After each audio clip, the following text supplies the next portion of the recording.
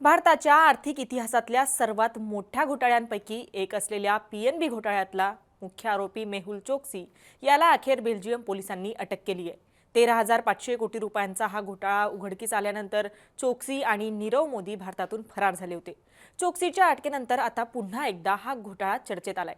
त्यामुळे नेमकं हे प्रकरण काय होतं? चोक्सीने पीएनबीला कसा गंडा घातला? आतापर्यंत चोक्सी कुठे कुठे राहिला?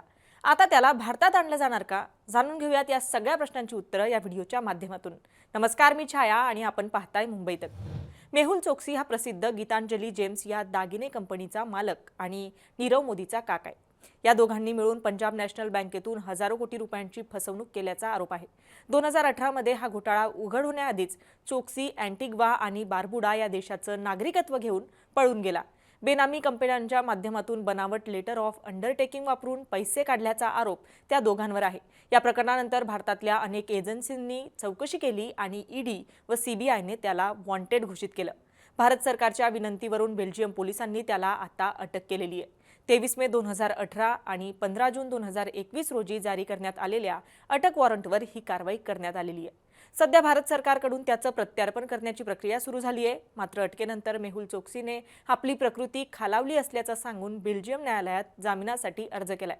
त्याचा वकील म्हणालाय की चोक्सी उपचारासाठी बेल्जियममध्ये आला होता। सध्या तो अँटवर्पमध्ये आपल्या पत्नी प्रीतीसोबत राहत होता। मात्र चोक्सीने भारतातल्या न्यायप्रणालीपासून पळ काढत दुसऱ्या देशात नागरिकत्व घेतलं असलं तरी भारतीय यंत्रणा त्याच्या मागे लागून होत्या। आता त्याच्या प्रत्यार्पणानंतर पीएनबी घोटाळ्यातले अनेक महत्त्वाचे तपशील समोर येण्याची शक्यता आहे। गेल्या महिन्यात मेहुल चोक्सी बेल्जियममध्ये असल्याचं उघड झालं। चोक्सी तिथं असल्याची माहिती बेल्जियमच्या परराष्ट्र मंत्रालयानेच दिली होती। याची कल्पना येताच मेहुल चोक्सी बेल्जियममधून स्वित्झर्लंडला पळून जाण्याचा प्रयत्न करत होता। मात्र त्याला पकडण्यात पोलिसांना यश आलंय। चोक्सीने 15 नोव्हेंबर 2023 रोजी बेल्जियमचे एफ रेसिडेन्सी कार्ड त्याच्या पत्नीच्या मदतीने मिळवलं, कारण ती बेल्जियमची नागरिक आहे।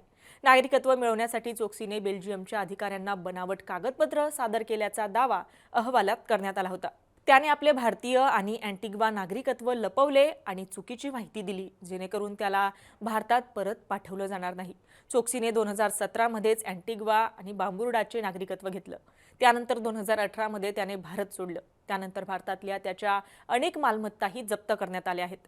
चोक्सीचा पुतण्या नीरव मोदी हा देखील या घोटाळ्यातला आरोपी आहे आणि त्याच्यावर लंडनमध्ये प्रत्यार्पणाची कारवाई सुरू आहे। 2021 मध्ये चोक्सीला डोमिनिकामध्ये अटक करण्यात आली। चोक्सीने तिथं आरोप केला की तुरुंगात त्याच्यावर हल्ला झाला। पुढे मे 2021 मध्ये चोक्सी अँटिग्वाहून शेजारील देश डोमिनिकामध्ये पोहोचला। तिथंही त्याला अटक करण्यात आली। त्याचं प्रत्यार्पण करण्यासाठी सीबीआयचं एक पथक डोमिनिकात पोहोचलं, परंतु त्यापूर्वीच त्याला ब्रिटिश राणीच्या प्रिव्ही काउन्सिलकडून दिलासा मिळाला। मात्र नंतर त्याला पुन्हा अँटिग्वाला सोपवण्यात आलं। त्यानंतर मेहुल चोक्सीला डोमिनिका तुरुंगात 51 दिवस काढावे लागले। तिथं त्यानं असं युक्तिवाद केला की त्याला अँटिग्वाला जाऊन तिथल्या न्यूरोलॉजिस्टकडून उपचार घ्यायचा आहे।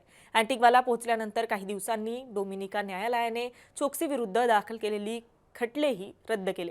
त्यानंतर आता चोक्सीला पुन्हा पकडण्यात पोलिसांना यश आलेलं आहे। आता चोक्सीला भारतात आणलं जाणार का? या संदर्भात पंजाब नॅशनल बँक घोटाळ्याचे व्हिसल ब्लोकर म्हणजे भ्रष्टाचाराच्या कृत्याबद्दल माहिती उघड करणारे पदाधिकारी हरिप्रसाद एसपी यांनी सांगितलंय की प्रत्यार्पण करणं सोपं काम नाहीये, त्याचा खिसा भरलेला आहे। विजय मल्ल्या करतोय तसंच चोक्सीही युरोपमधल्या सर्वोत्तम वकिलांची मदत घेईल, त्यामुळे त्याला परत आणणं भारतासाठी सोपं नाहीये, असं सुद्धा हरिप्रसाद एसपी यांनी सांगितलंय।